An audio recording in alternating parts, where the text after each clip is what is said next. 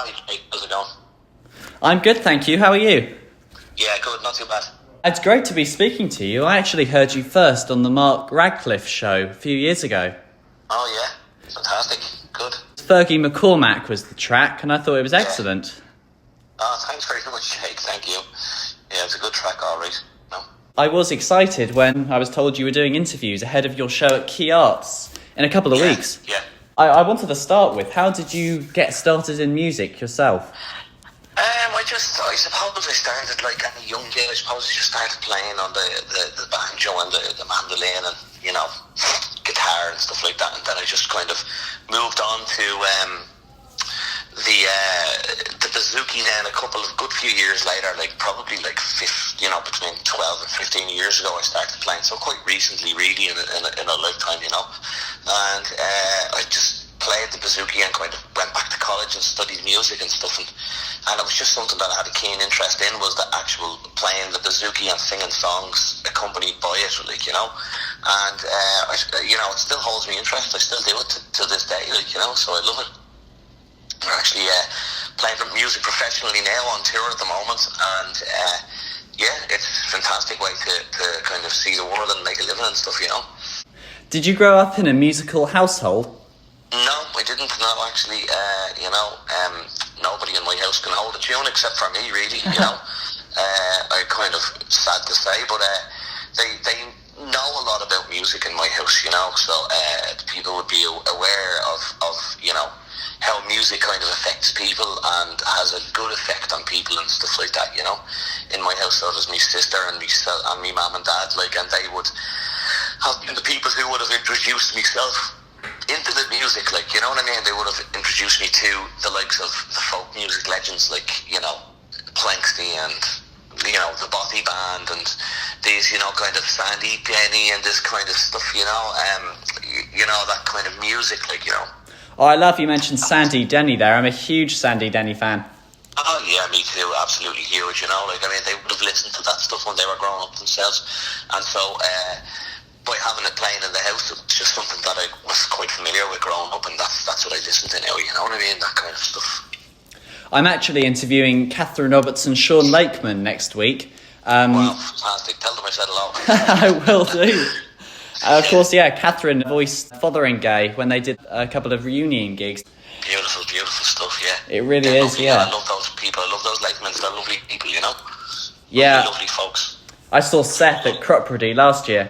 Yeah, Seth's a lovely guy. He was very good to me a few times I met him, and very, very nice and very accommodating and that, a few times I met him, so lovely people.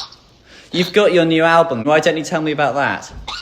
Yeah, so the new album came out in February of this year, and it's called The Wedding Above in Glencree, and it's available on the website and Bandcamp and stuff like that, as well.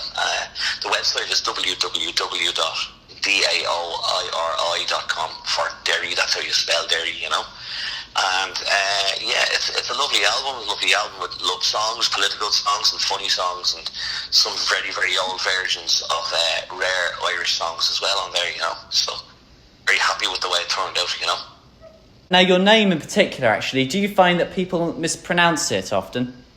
Oh yeah, people mispronounce it all the time. Even in Ireland, it's a very rare Gaelic name, In fact, I would be the only person with that name, And Derry means the oak, the king of the oak is what it means, the oak tree, so the oak forest, that's what it means.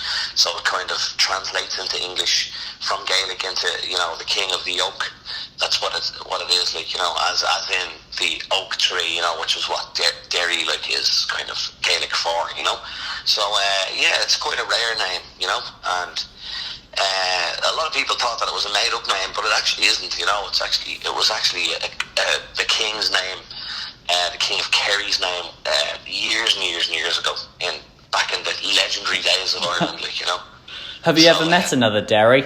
I've met other Derrys, but they would be spelled D-E-R-R-Y, which is kind of the same thing. It's kind of a more old Irish version of that, D-E-R-R-Y, which is actually a lot easily seen and said, than mine.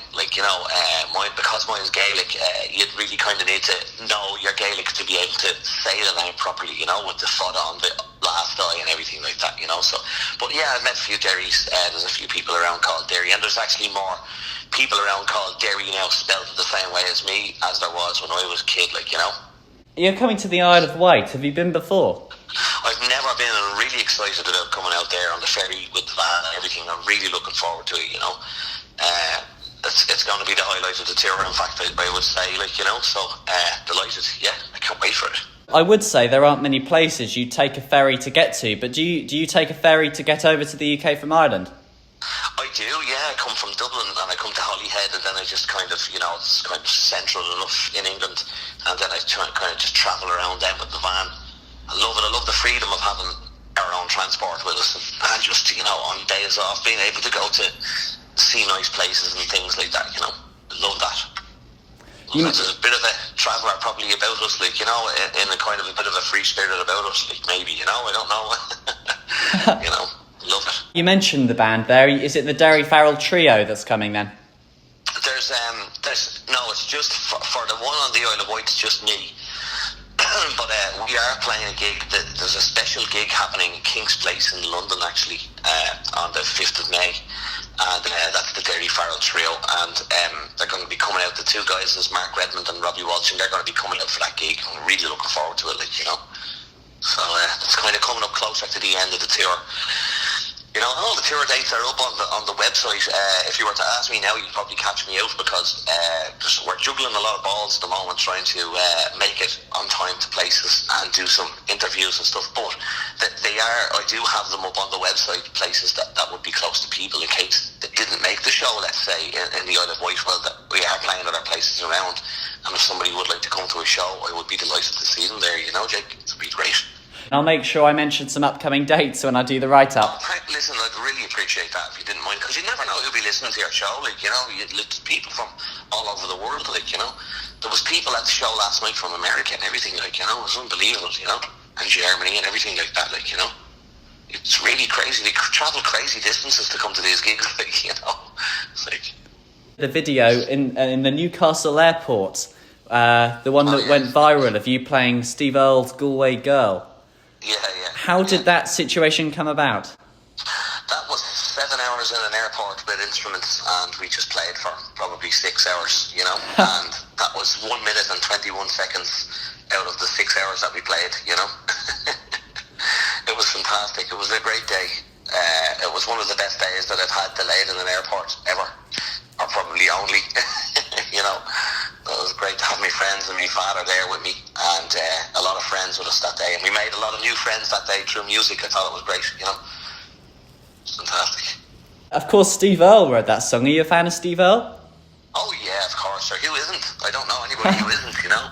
And I love introducing people to other famous musicians' songs as well, and you know, it's a fantastic song. Although I don't sing that song that often, and I only know about 1 minute and 20 seconds of it. It is a fantastic song, and I have on occasions listened to a lot of Steve Earle's stuff. Like, it depends on what way the weather takes you, you know. I do like his stuff. Like, he is great. He's very talented songwriter. Yeah, he's back in the UK this June as well, actually. Cool, I didn't know that. Yeah, that's great. Good for him. If he needs a support act, tell him I said, yeah, I'll do it, you know, and I won't sing his song if he doesn't want. If you could support anyone, dead or alive, who would it be? Oh, it would have to be Elvis Presley. I mean, that's the quickest answer I've ever given. Like, you know, I absolutely loved him. You know, Elvis Presley was fantastic. Like, I have an eclectic kind of a taste when it comes to music. I love Pavarotti. I love you know, Kurt Cobain from Nirvana. Like, he was incredible, you know. And I loved Elvis Presley was a real hit in our house when I was growing up, like, you know. Isn't that a mad mix of music there, you know? I love those musicians, you know. I loved Luke Kelly and Liam Weldon, like, they were two of my favourite singers, like, you know. And I loved all these guys. I would do support or carry their instruments for them. I'd even do roadie for them, you know. I wouldn't mind. Just to hear them one more time live, it'd be great, you know. Of course, no, an eclectic music choice is great. I'm going to see Blondie later in the year, but then last year I went to go and see the Dublin Legends. Yes, they're fantastic. I do know the Dublin Legends, and I know Sean Cannon and the guys that play in that band, and they're fantastic. And I've played a few times with those guys in the past, actually, as a guest, and it's a fantastic show. Like, it's so entertaining, you know. Really great. You'll have a great night at that one for sure. And Blondie, I've never seen Blondie play before, but I would love to go and see her. I know my missus would love that as well, you know. Be fantastic. We'll get ready to wrap it up then. But first of all, why should people come and see you? Why don't you sum up your show for us on the 2nd of May? On the 2nd of May, you should come and see me, because if you like singing and, you know, kind of, you know, a background to songs, and if you like singing along with the choruses and stuff like that, and crazy stories that you won't hear anywhere else, you should definitely come along. And another thing that people should do is they should follow us on social media. Each day we've been putting up posts, and we'll continue to do it, you know, in anticipation for coming to the Isle of Wight. Like, you know, we'll put up a post kind of each day, and you know, we'll be putting up on you can get me on Facebook, on Instagram, you can get me on Twitter, you know, that kind of thing. And yeah, it's a great show. I just think, you know, I hate talking about myself, who doesn't, but I think it's a great show, and there's never a dull moment in the Daoiri Farrell show, you know. So yeah, I really enjoy playing to a crowd, so make sure you grab your tickets quick in case it sells out, or I have to do a second night, you know. That's great to hear. And it's just search Daoiri Farrell, is it, to follow you on social media? That's it. It's just Daoiri. Yeah, it's just www.daoiri.com, and it's DAOIRI, Jake.